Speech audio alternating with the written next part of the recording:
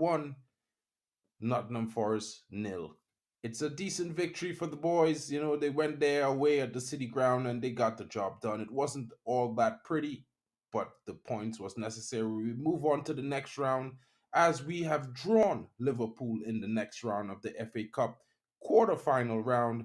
Guys, Manchester United has got the victory midweek. You know, some decent performances. You know, I would say good performance from Casemiro, captain's performance from Bruno in the second half, because the first half wasn't that good.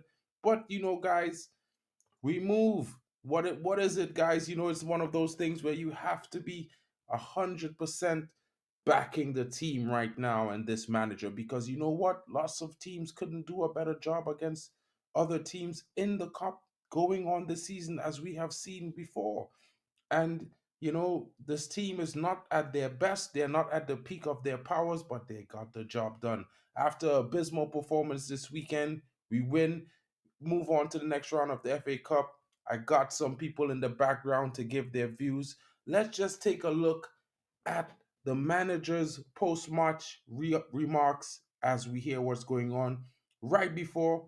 Let's just take this time to smash the likes and subscribe. Big up to all of those coming in. And if you're new, don't forget to hit the notification bell so you can see when we're live.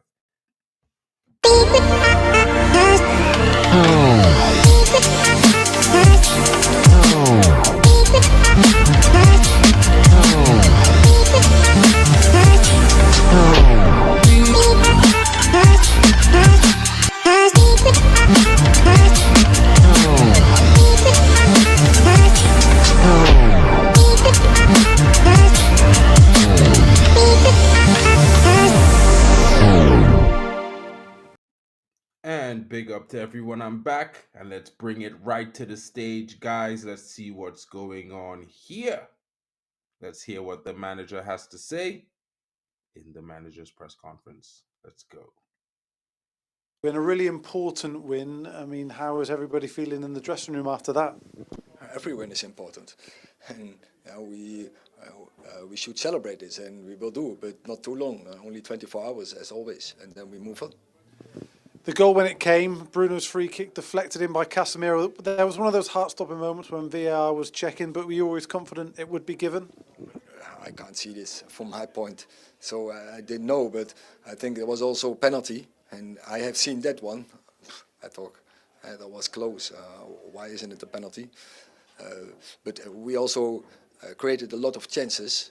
We allow also for us some chances, what was avoidable. And for me, it's more important. After, say, 55 minutes, we took control of the game. And from that moment on, it was playing United in their half. And that was good. And then you take control from there, you create chances. And I think we had some chances. For instance, Rashford was a good chance. Bruno Fernandes, I think, twice. So we created our chances out of open play, and that was good to see. Yeah, there were some big chances in that first half. Scott with a couple of headers, Anthony hitting the crossbar. So there were plenty of chances created. Are you a little bit concerned that they weren't taken, which would have made it much more comfortable? 100%. The first goal is always very important. And as I said, also they had some good breakouts, and but we created the chances in the whole game. And as you mentioned, Scott was twice very unlucky.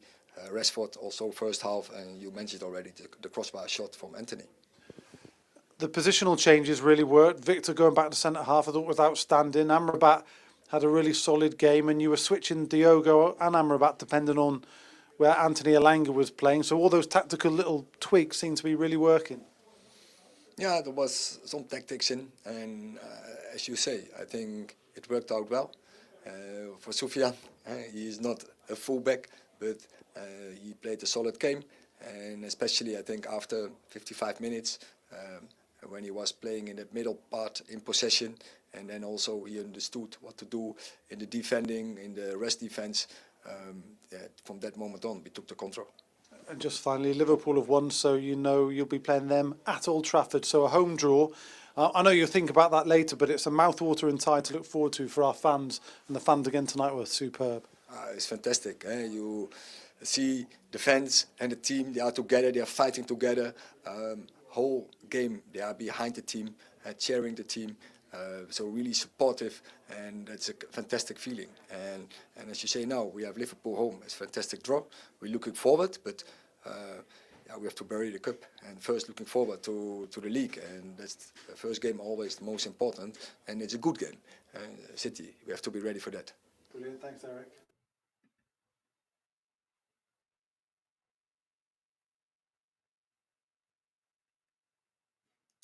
Big up, everyone. That was Eric Ten Hag's press conference, post-match remarks after the game.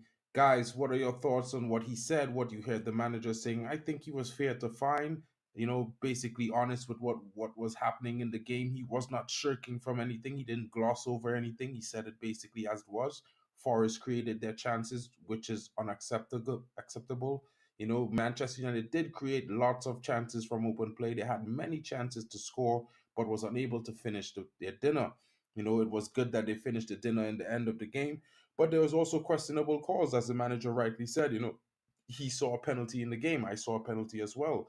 The first half performance wasn't great, but the way he changed things in the second half and the tactics that he employed brought the team back into a confident position and, controlling the game, and they played really well. Yo, I have to find that one, Yali, but big up to my buddy Drex coming in. Let's get right into it and discuss this situation. Yali, big up to you for coming in. I'm definitely going to look for that press and see if I can get it into the end of this stream. Thank you for that information, my bro. Big up to you. Drex, what are your thoughts? How did you see the game, my bro? Man, first of all, I want to say big up Yali for turning up, right? The game, yeah, you could tell the man from what the manager actually is saying. You could tell that he's always wanting more from his players, right? He's always wanting more from the players. The first half was not so great. It was one of those games where you would say, oh, if Forest gets a goal, then we'll definitely be in trouble, right? Maybe panic mode and all of that, and that would create more problems for us and give Palace the edge. But it wasn't the case. We the first half wasn't that great. We were giving the balls away too much, in my opinion.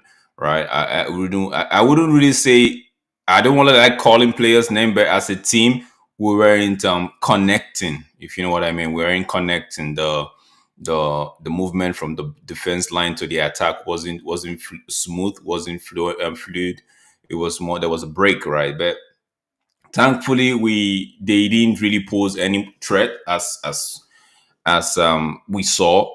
But it wasn't the first half, wasn't the game I was more confident in. Judging from the first half, I just felt like if we continued like the way we played in the first half, there was danger smelling. You could see the danger was on the horizon if we continued like that.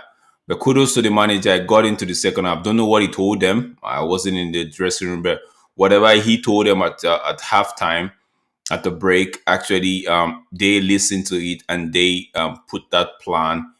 They actually executed that plan properly. You could actually see in the second half, um, Bruno actually came a little bit deeper. Casemiro just sat and said, "You know what? How old this line? I've seen what these guys that can offer. How to hold this line where Bruno and McTominay do your thing up front. How hold the line, right?" So, and we saw Dalot got involved more. Amrabat got involved as well. The only person that I didn't really, excuse me, the only person I didn't really get to see in the second half that much was Marcus Rashford, maybe. And I'm not saying he was bad. I'm just saying from what I know about the United team, not just even in Eric Ten Hag, way back to Mourinho, our strikers sometimes they leave in the graveyard shift, right? They just they stay isolated, right? If you don't have the work ethics as a striker, proper striker like the Hoylands and um even Lukaku, when he was here, was able to shield players, and although his first touch was bad, but he was able to shield players and get um his own teammates into the game, right? So, but if you're not such a type of striker, you're gonna struggle at United. You're gonna struggle. So, for me, Marcus was not really in the game in the second half, but that's how it is with United striking options. But Second half was good though. Second half was good. Second half was way better than the first half. We kept asking the question. It was just a matter of time before the goal would before the goal came. Because I remember when Bruno was there was a tame shot from Bruno. There was one that went straight to the goalkeeper. There was one that actually he hit it and it got deflected. Keeper was going one way, the ball was going the other way, and we all thought it was going into the back of the net, but it went out for a corner kick. And I think somebody on the Football Power Hour was said something like you could smell the goal coming. The goal is coming, right? So the guys just hanging that the goal is coming. So yeah, in the second half we felt like we played as one that actually wanted to win. That's how I saw it in the whole game. First half we're not so there, but second half we played as a team that actually wanted to win a game of football. Yeah, I think it was a fair assessment that you gave there. Like I said, I feel like it was one of those things in the second half. I wasn't able to see the first, so I was watching some highlights in the time when I was off, so that way I could have a little bit of a more rounded opinion. And as I was saying, like I feel like the team, they came into the second half and they played a decent game. I saw Anthony taking on his opponent. I saw him having some chances, creating some chances in the 20 minutes that I saw before he came off. I liked his play. I thought it was very positive. I liked some of the performances in defense by Diego Dallo when he switched to left back as well. He kept up his energy, he kept up his solidity. I like how Varane commanded the back four. He looked very, very stable in that back four today.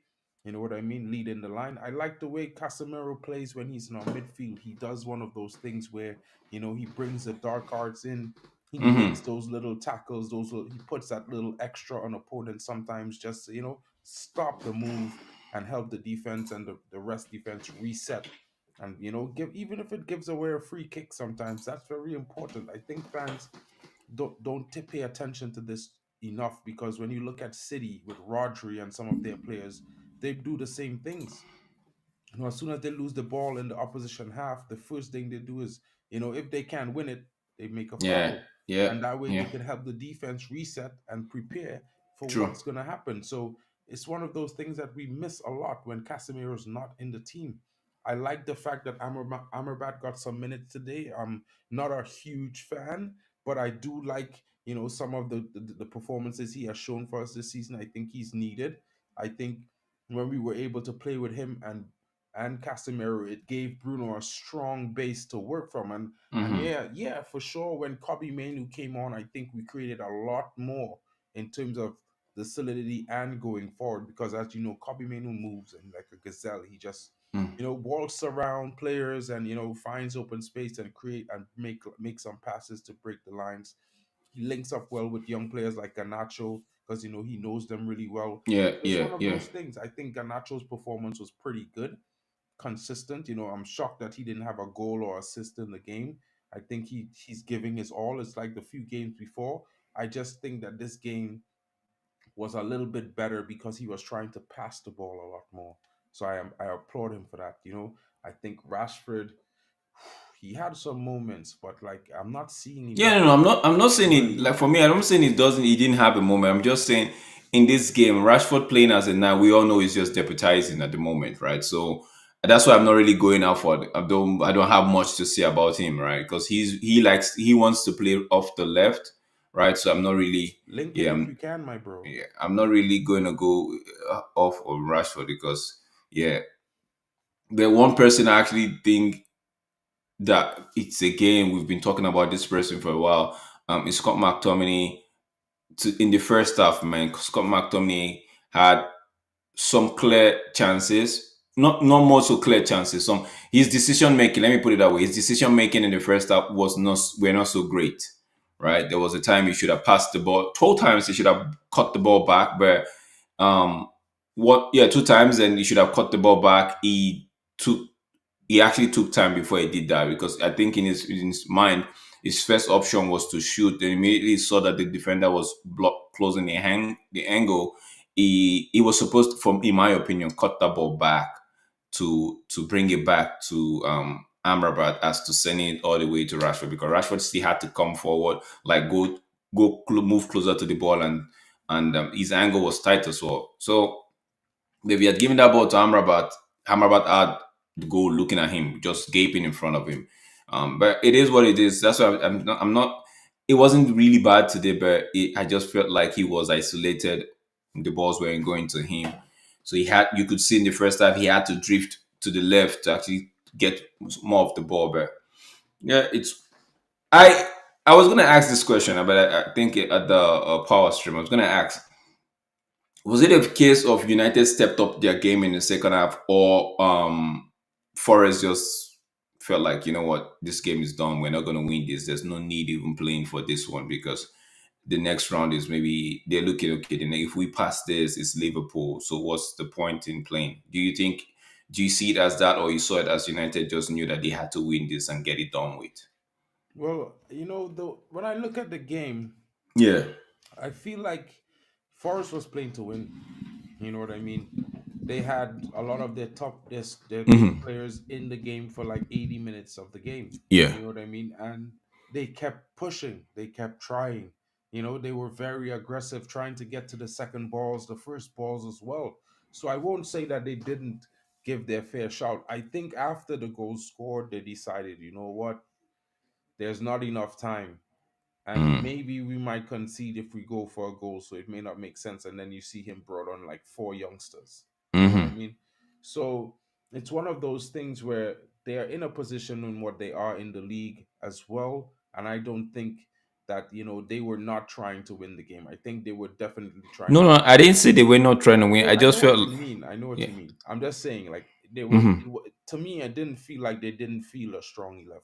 It didn't No, feel they like felt they fielded a strong 11. they Yeah. fielded their strongest 11 today that was possible. Plus, their owner was in the building, so they were hoping for like some shock win over Manchester United, and it didn't happen today.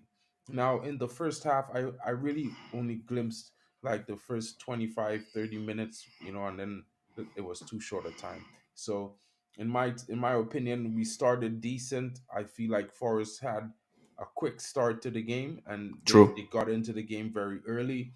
But as the game progressed, especially when I look at the game in the 15 minutes after the first 10 minutes, I feel like Anthony was the most positive outlet from that point on. And then Garnacho suddenly caught up to the game and Yeah. started doing his thing on the left. I think it was an overall decent performance from the team. They showed a lot of courage tonight because, as you know, we're weakened. So, the likes of Lindelof was being heavily pressured. Bruno was very much targeted in the first half. I saw True. a lot of crunches, tackles flying his way. I think the referee let a lot go on Bruno in the first half, and you could understand why he's be frustrated sometimes. Some of the tackles that they allow to put on Manchester United players, you could even see with the choke hold at the end, right before the game was finished. The player from Nottingham Forest had Bruno in a choke hold like this. It was crazy. It's like, where's the red card? You know what I mean? It's the same thing I was speaking about in the match when we played Nottingham Forest in the league 3 weeks ago. Morgan Gibbs White, three rash tackles on two separate United players, one yellow card. Diego Dalot got a yellow card just for being like, ah, right after getting one 5 seconds before. So where's the standards here? Is it a double standard? Is Manchester United held to higher, some form of perfect standards by the PGMOL and the Referee Association and the FA? Because I don't see them being fair and neutral and delving out the same sort of punishments to other teams like Man City, like I, Liverpool, f- like Arsenal. It's getting I ridiculous to feel the I know point I where feel it's like dangerous. they make some decision when it comes to United, right? And they when they go back and review it, they backtrack. I'm like, oh no, I shouldn't have made that. So going forward, they use us as their test subject, right? Because like if Casemiro did that to Hughes in the Crystal Palace game and saw a red, I believe this player should have been seen a red. But they might have looked back on it. I'm like, yo, no, that red was too harsh, right? Next time, let's not give a red. So it's more like we are the test subject. That's how I see it. But in argument, in my argument is he didn't even see a yellow card. It, like So I said so again, so so so it's so a case of when it's United, right? We are the test subject. yes, Just forget I forget understand that. about it. We are the test. So anything that they do to us and they go back and review it. I'm like, okay, that thing. If you notice, those tackle, the kind of tackle that Casemiro did against was it who was that? Is it Southampton where he got the ball and got Yeah, the it was man, in right? Southampton. It was Yeah, it actually was. it was Southampton, I believe. I don't know. Southampton is not in the league. We were playing in No, the. last season No, you're talking about the one where he hit the ball and his foot. and got the man. Yeah, That yeah. was this season, bro. That was the first couple games of this season, bro. Of this season? Yeah, Oh, that's when he really? got the red. You remember he got a red card in the first one of the first few games of this season. Oh, really? I didn't even. I forgot. That's But I the thought it was only red last card season. he got. Is the only I red. thought was so. I'm thinking if they might have looked at it and I'm like, okay, that thing is definitely not a red card, right? Maybe a yellow card because momentum. So the next game, because we've seen such tackles and we don't see red card. 100%. I feel So like it feels like we are, like I said, we are the test subject. They test everything they want to test on us and go back and review it and be like, okay, no. Imagine Romero not getting a penalty. We're not getting a penalty on that handball from Romero, but in the next game or 2-3 games down the line, he did the same thing, and guess what? A penalty was called. So that's what I'm saying. I feel like United is just the test subject. Then so but again, it's I don't want to complain about this referee because if it's all double standard from the get go, so I don't feel like there's nothing to talk about. I just hope that we don't play into the referee's hands, right? Just do your job and let it be. Just do your job and let it be. Let them make a fool of themselves, and that's it. For me, I just feel like United do their job. If you want to be dirty, be dirty in the opposition's half, such that when they review, they'll be like, okay, just a yellow card, or not even a yellow card, right? So it is, to me, it is what it is. It's been like that since Eric Ten Hag came in, or even it's been like that from the minute Pep Klopp said something about penalties being given to United. Everything ceased. And the last season that they gave us that goal against Man City, it's like hell let loose. They're all looking for a way to get back that decision. So Yeah, man, I understand exactly. But I wanted to I just found this clip with with a missing minute of what we were playing earlier on where he talks about Bruno Fernandez. So I feel like let's hear what he has to say in this short clip, and let's find out let's react to this and see what everyone thinks about it, because at the end of the day I feel like these are the important moments in the game. And you know what, like I will always say to everyone, like sometimes it's one of those things where people need to understand that sometimes the cards that and the way a referee deals with a game, it really and truly impacts the quality of the game and how the teams go on to perform. So we need to fix this.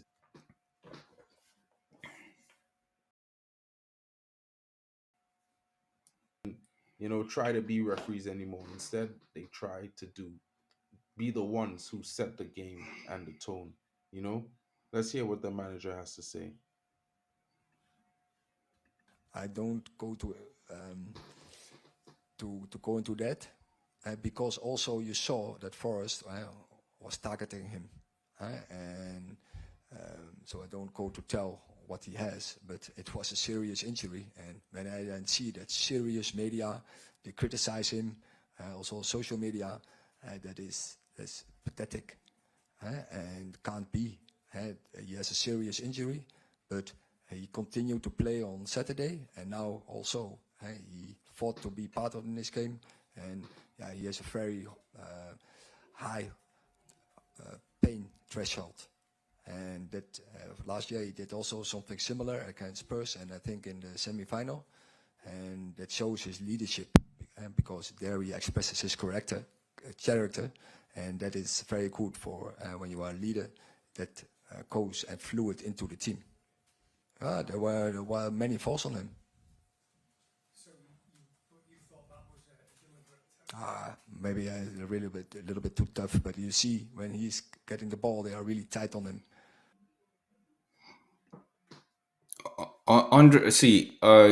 You see this little clip right here, right? There are some people that are just going to take this clip out of proportion. There's some people that are going to interpret this clip. They're so negative.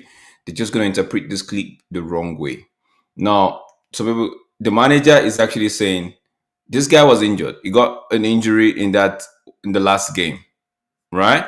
And the manager in his press conference actually said Bruno was a doubt, if you remember, Mhm. right?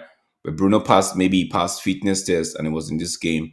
And you could see how even in the second half, Bruno actually, it's like he stepped up a gear. He went stepped up a gear, right? Now, some people, I know it's Bruno is not everybody's cup of tea, right? But some people are just not going to see past their nose. They just want to be choked up in all of this negativity. I like to call it "I told you so" trait. They have it in them. They want to be this. Oh, I told you so. I told you so. Always want to be right, even when there's nothing to be right about. Right?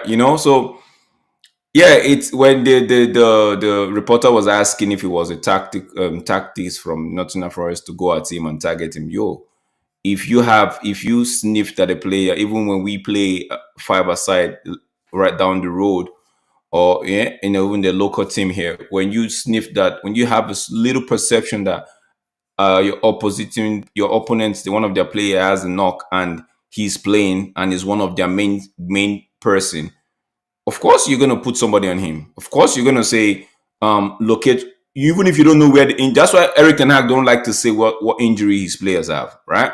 So even if you don't know where the injury is, your manager or your coach is gonna tell you, go at him, charge him a little bit, and find out where that injury is. Let's see if we could exploit him, or let's see how we could get him off the pitch. Where they have to make a substitution, or sometimes if it's one of those players that okay, they have a high temper, they're very hot headed. Okay, get the team because of his pain, because of the pain threshold, or because of the pain that he's going to be receiving from that injury, he's going to want to flare up, and you know what, maybe cause him to react or overreact. And so it's all, whether we like to say, it's all one of those dark arts they use in managing, right? So it's part of the tactic. So I know people are going to go at Eric Ten Hag saying, "Oh, you said it was a tactic. How it's so lame and all of that." Nah, it's all tactics. If you want to believe it's not, then kudos to you. But you could see that they went on Bruno, because why wouldn't you want to go on? Why wouldn't you want to get a go at Bruno? Right? It's only at United I see most of our players give the oppositing players time on the ball, especially when you know they're danger man. Right? You give them time. That's why I like Mourinho, because Mourinho, even Sir Alex Ferguson used to do it. I think one of his interview I listened to, he said one of the reasons why Barcelona got the win over us in the Champions League final was the fact that he didn't play packed in Jason Park, because he had that player that he could give the job description to and say, you know what, that's their star man. Make sure, right? Wherever that star man is going to, you go with him. We had Ander Herrera do the same thing against Liverpool's player, against even Chelsea's player, right? So it's all tactics. And why would you not want to do it? Why would you not want to go at United's best player? Why? And and it makes it even sweeter when he's even picking, when he's carrying a knock. When there's an injury there, it makes it sweeter for the opposing team to know, okay, if I go at this guy, it limits him. It limits. So we just try to cut out the danger. It's all football. It's all football. I wouldn't cry too much about it, right? But I don't think the manager is. I'm just saying the manager is making it obvious that you guys, people tend to criticize this player, but he's giving his all for the football club. And what more can we ask from a player? I don't know, man. I don't know. Honestly, like all I'm gonna say is this, right? I try to be in the middle as a fan. It's true I'm a Man United fan, and it's true that I'm a Ten Hag inner, as people would say. But at the end of the day, I look at football. I've been looking at football for like 30 years. You know what I mean? Playing football myself as well as a youth. And when I look at the perspective, like sometimes you have to look at things, and it's not just plain tactics. It's not just plain structure. It's down to being human as well. You know, 100. bad game, a bad season, a bad few months, a bad year. If that could happen to people, it could happen to athletes as well. It's how they get over that. You know what I mean? And the biggest thing for Manchester United and fans right now, we could definitely be having patience. Sure, we need to keep our standards high, but we also need to reflect on the fact that our standards and the ones that we have set them here based on our history. But right Mm-hmm. now, we are trying to build this squad back up to the standard of the squad that we had, in which we look at that and be like, this is the benchmark. You know what I mean? So I'm not trying to say, guys, don't have your standards, don't have your views, don't criticize the manager. I'm saying do all those things. I'm also saying to you, you can criticize the players, but don't forget, as a fan, support these guys. Oh, but that's just the one job we have as a fan. That's just the one job. We were as a fan, we are given just one job, and that's one job only. Support your football team. Support whichever team you're supporting, whichever team you have so close to your heart that's dear to you. You support the football club. That's one job. And guess what? Most of us as fans are actually failing to do that just one job. We want to go over our head and actually go to do someone else's job when it's Listen, just our job to support them. listen. As a famous person once said to me, right? Opinions are like cracks. Everyone's got them. You know what Yeah. I mean? Whether you see the cracks I got across my forehead right now, I Mm. got plenty of them. You know what I mean? So that means I got plenty of opinions. Don't mean I'm right, but at the end of the day, it's fair. You know, we need. It's like this. These guys come in to watch our shows in the chat. They engage their comments. They send their remarks. They send their questions. They send their opinions. We need that because this is a discourse. We're all just talking subjectively and objectively about our favorite football club. We rep this badge just as much as if we were players on the field. So much so that we would bleed for this club. You know what I mean? So we criticize the players, and that's fine. But at the end of the day, we must support them, guys, because the support that we give them empowers them. You know, when we 100%. don't support them, and we're always chatting about them negatively, I'm betting you 100% you can see the reflections in the performance on the pitch. When these One thing. guys are supposed to give an Mhm. extra 110%, they're not going to give it because they're going to be like, you know what? I'm damned if I do, and I'm damned if I don't. I know people like to say, maybe I might be too harsh, right? People like to say, if I play for this club, I'll give everything. If I play for this club, I'll give everything, right? Have a lot of people that say, I'll be so grateful if I actually get a chance to play, like be in this player's position. But guess what? Would you be able to take all the if you play for United, let's say you play for United, will you be able to take all of the, I wouldn't even say criticism. I think the overboard criticism, not really, not even, I wouldn't even put it in the class of criticism. All of the negativity and toxicity that come, right? Some of us won't, most people won't take it. So it's from that angle I actually talk about, like, okay, let's balance it. We have to strike a balance. If you're criticizing, of course you have the right to do that. If you're praising, of course you have the right to praise a player, right?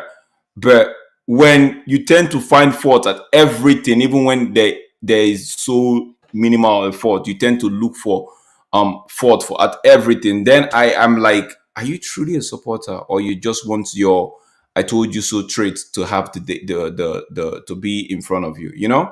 Because I tend to look at people, and on Twitter, like, there was a guy, or somebody was putting out a statement. It was saying, oh, fans like to go at Sancho, Casemiro, and Varane and the likes, right?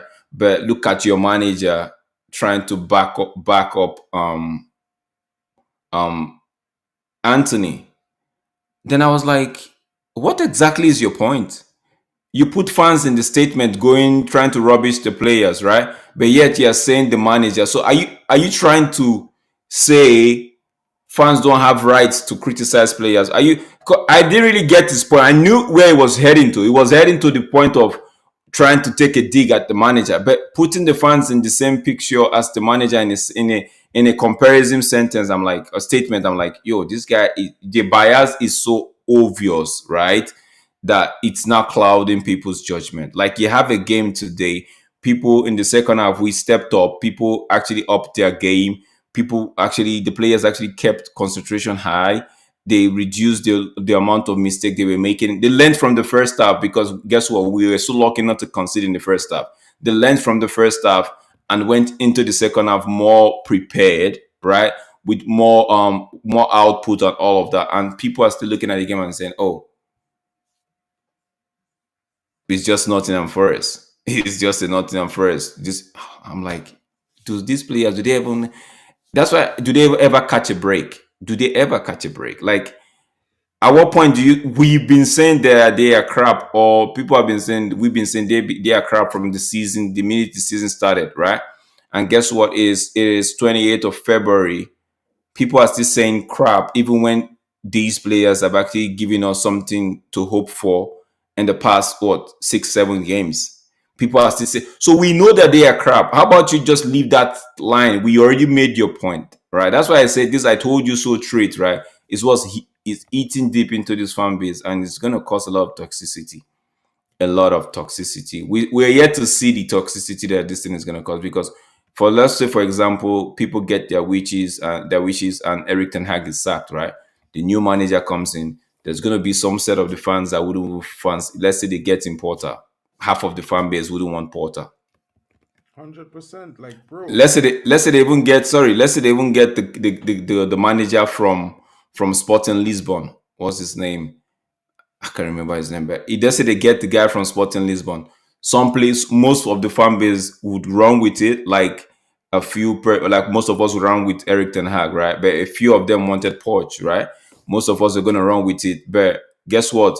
If the man hits a snag or gets a poor run of form, those people that never wanted him in the first place, they'll show themselves again. It's all toxicity. So the toxicity, for me, I know it's not going to go away, but we as fans, we have to keep talking. Like, you have to just keep talking. Bro, big up. It's a game of football, bro. It's a game of football. Anything can happen. Anything can happen, man. Anything can happen. And we're lucky. We're not lucky. We actually, if we won this game 1-0 by the stroke of luck, right, I would be saying that was not good. But we won this game because we kept knocking and we kept asking questions. We were playing. We had chances, right? So big up yourself, Stephanie. It's I just wish people could just take a win, and for a day, just take a win and just go with it. Don't look for anything negative. Criticize a few person's performance, but don't let your bias or the I told you so trait, don't let it speak for you. Just keep it calm and neutral and just analyze what's in front of you. Yeah, it's one of those things where, for me, I look at it from the perspective as whether you like the manager or you don't, you're a United fan. You know what I mean? And if you're a United fan, then this certainly means you definitely have to do something about your fans. You have to love your team. You got to back them. Big up to you, Stephanie, the MVP of the Manchester space. Thank you so much. 5 likes. Let's try to get to 10, guys. I don't know if there's 10 people watching, but if they are, smash those likes and subscribe. Don't forget to check out my boy at DHub Sports TV, my buddy Drex over here. He's doing his thing on the road to 100 subs. I think he's like 5 or 6 away. Get him there tonight, guys. Smash it so you can wake up in the morning at 100 subs. Let's move on to 500 and get to monetization. That's the next drive as well for my channel as well, guys. Big up to everyone coming in. I wanted to play one more clip for you guys, and I just couldn't help but think about this clip, because I hear a lot of people being critical of Erik ten Hag. Not only him, but also there are other people who, in their chances, they take all their chances to say all what they have to say about the manager, and they may not meet. I'm not saying they're not good at being critical, and they are not the best at what they do, but at the same time, sometimes they're a little bit out of unlucky, possession guys. So check it performance, out. and he was looking specifically at the Fulham game, and he said that from what he could work out, you were trying to press high and also do a low block at the same time. I mean, when you hear things like that, is that a fair criticism of what you see unfold on the pitch? So first of all, so some analysts are very objective in their comments, very good advices. some are very subjective. So Jamie Carragher is one of the, from the first moment on, he's criticized, and now he wants to make his point. And probably in the first half an hour, yeah, he had a point where Fulham in the midfield setup, a little bit surprises, and then we had to find the solutions. And after half an hour, we found the solutions. And where we are, I was not pleased with the performance in defending, especially there over the left side, how we did there, the pressing, because they came out, especially in the first half an hour, several times over the left side. Can't happen. And that has to do everything with willingness and spirit and passion. Guys, Bro, the clip ended right at the right point where I was actually like, people tend to do this thing where they say it's all about like they feel like, oh, United should be doing this, United should be doing that. They forget about the opposing team. They forget about the opponent. They forget about that those opponents actually have their own tactics, their own style, and how they want to do things. Maybe if United are going to come in a formation, they're going to go on a counter formation and all of that, right? And they forget that there's a possibility, hear me out, where there's a possibility that the opposing team, their counter formation might just overpower United's initial formation. And they feel like United are playing kids or United are playing themselves. So when this man said, yeah, we all know Carragher gives subjective opinion, right? And he's done it several times. Carragher hasn't even seen Lisandro Martinez play in the Premier League. He already said, I could tell you for a fact. He said, I could tell you for a fact. When someone is telling you, I can tell you for a fact, it's making it look like it's objective, but it was a big subjective take, and he ended up getting an egg on his face, right? So that aside, the Fulham game, you could tell that Fulham counter formation against Erik ten Hag's game, he was on, right? But don't forget, people tend to forget, don't forget that the minute Casemiro came off, that was where the Fulham counter formation actually got the better of Erik ten Hag. You understand? Because in the first half, they could have gotten 2 goals, but they were not clinical. We were trying to do what we wanted to do, which the thing is, we know that with the way he sets up his team, the opposing team would get chances, right? Now, there was one chance that they got, and everybody was in a meltdown. But I think I still have it in my head. It was Maguire on the left, 2 of them. Maguire on the left side of Varane. So Varane and Maguire and Casemiro was in front of them. We're at the middle of the pitch, right? Now, Varane either should have given the ball to Maguire, let Maguire send it long, or send it to the right, right? But no, Varane gave it to Casemiro, who had 2 players on him. Varane could see that Casemiro had 2 players going to close him down. Now, he gave it to Varane and to Casemiro. Casemiro almost eluded them by trying to be clever and do a dribble, but he lost the ball. What happened immediately? He lost the ball. Because our attackers, our fullback have gone, expecting maybe a long that, because it's all passing, it's all how they set up in the training. They've gone expecting either the defender to know what to do, send it, either go this way and send it up, or go right and I bring it in. They all committed.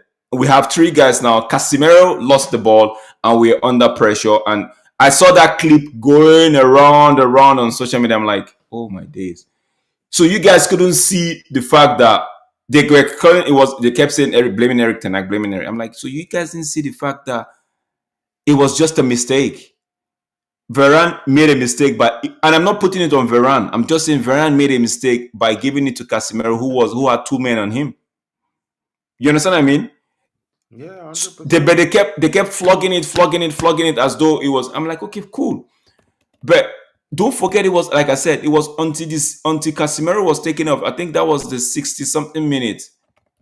That was when Fulham actually their head rose up and they saw, okay, Casemiro was off. The midfield, not like the personality they brought in was weak, but they just found out that the midfield was easier now to do what they needed to do, and they got a goal.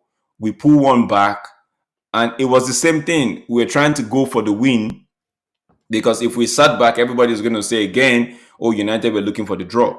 We tried to go for the win. The momentum, we were with the momentum. They got to count. They got a ball that was cleared out of their defensive line. Eriksen was supposed to like bring that guy down. He couldn't. Maguire tried, but he couldn't. It's up. The truth is, we lost, and it was a painful loss, but it's all part of the. Let's not make it look like this manager all of a sudden just became bad. Nah. I see. I know where to criticize him. I know, and I did criticize him. And I did say the way he set up the when Casemiro came off, the way where he put where what he asked Eriksen to do, I felt like he should have asked Bruno to come take Eriksen's position and send Eriksen to Bruno's position and play in the 10, right? But the game is gone. So, but going back to that video, towards the end, he said something about spirit, right? He said something about composure, I believe. We lacked that in the last 20 minutes of that Fulham game. In fact, the minute we scored, it was after they scored the goal, we rose up.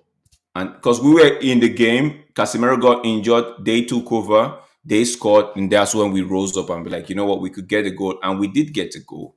So we looked at, okay, maybe we could take this one away, but it happened, and it is what it is. We back today. People were saying, I know a lot of people that were saying we're going to lose today. A lot of people were saying we were going to lose today. Like I saw people were already saying, some people were doing the reverse psychology where they say, okay, United will lose. So if they end up winning, then there'll be something to be happy about. But some people, you didn't give us a chance at all. For us, we're going to win today, and we're going to get a whooping on Sunday. And I said, no, for me, I feel like United will win.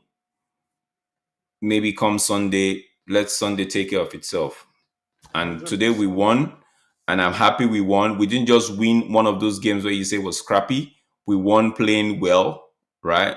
People might say, I'm not saying well as in we won playing well, and we won the game. We should have won maybe more than one goal, but we won by one goal, and one goal. We're into the quarter. I think it's the quarterfinal, right? Mm-hmm.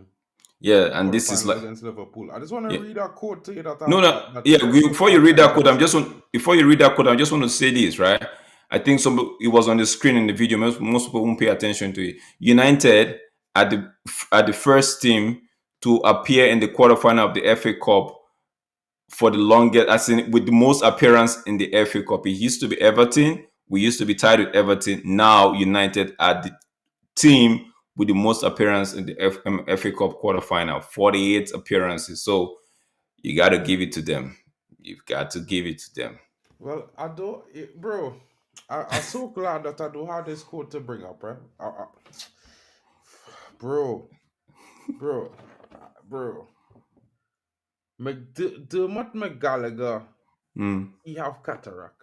I'm telling you, he have cataract in both eyes.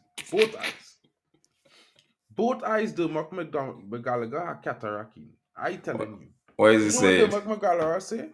Bruno Fernandes deliberately put Felipe's hand on his own neck. Bruno was lucky to get away without a booking. I tell you, United are the test subject for these guys. Let me tell you something. If he had said something about Nottingham Forest, that wouldn't make the papers tomorrow, would it? That wouldn't get you rattled like this, would it? No. So you gotta use United because they know.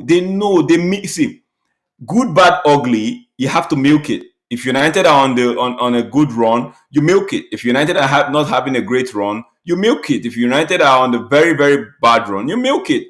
Either ways, you're gonna get United, the fan base, and maybe other clubs' fans pitching in on it.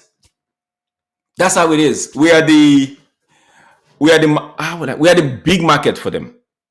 You know, if you come up now, Mark, and with maybe you have a huge following, and you go on Twitter and you just say, I believe I believe, I can fly. yeah, right? Mhm. And you just put hashtag MUFC cannot. You're gonna see people. That statement you just made, and because you put the hashtag MUFC, right? Some persons will even lose it. I'm like, what if this guy's just trolling?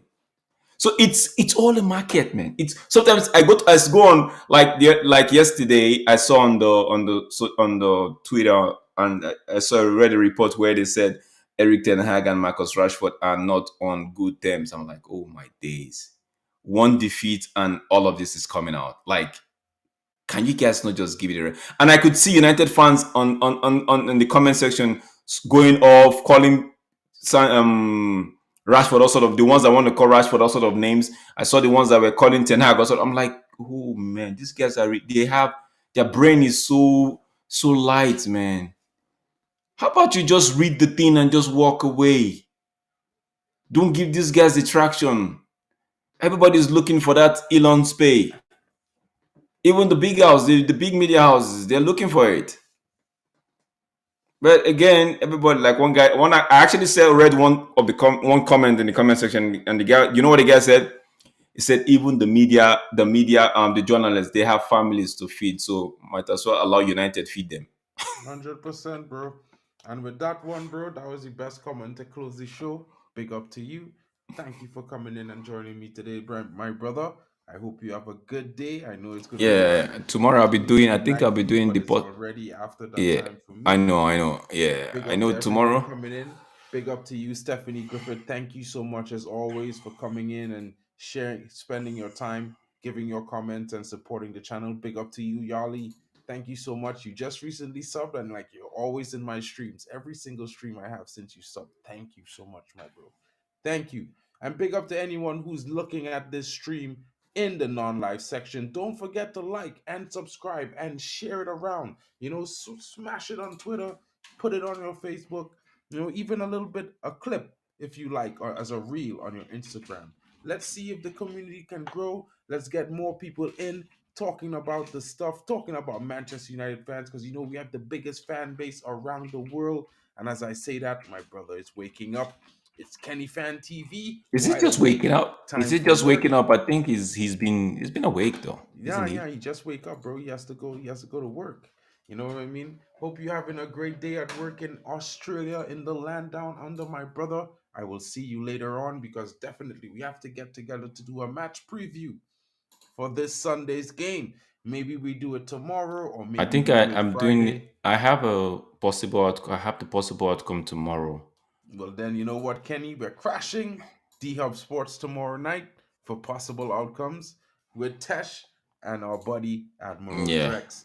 Big up to everyone coming in. Smash those likes on your way in and on your way out. If you're in the non-live section, leave your comments, leave your questions, and leave your criticisms. And most of all, leave your views on how you feel about Man United as we go into the game against Man City this Sunday. It's the derby, folks.